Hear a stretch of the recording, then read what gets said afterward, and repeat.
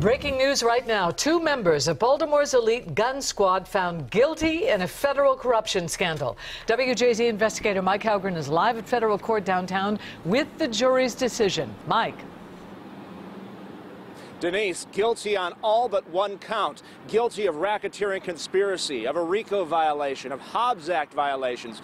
Not guilty of using a firearm in the commission of a violent crime. The detectives are Daniel Hersl and Marcus Taylor. The police department has said they have moved immediately to terminate them from their positions.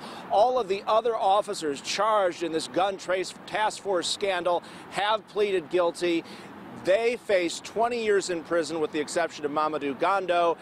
These officers who were just found guilty now face life in prison. They were going around robbing people. They were taking their cash and doing so while using power of their badge. I'm joined by Amy Yancey. I was in the courtroom when they announced they had a verdict. I saw Hersl look up at his family.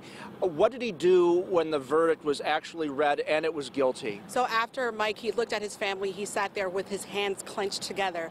And as the jury went down the list of what he was found guilty of, he started crying. He bowed his head.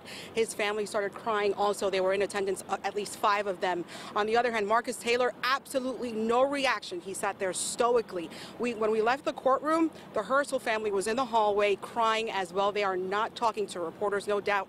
This verdict will have an impact on that family, those cops, the police department, and the entire city of Baltimore.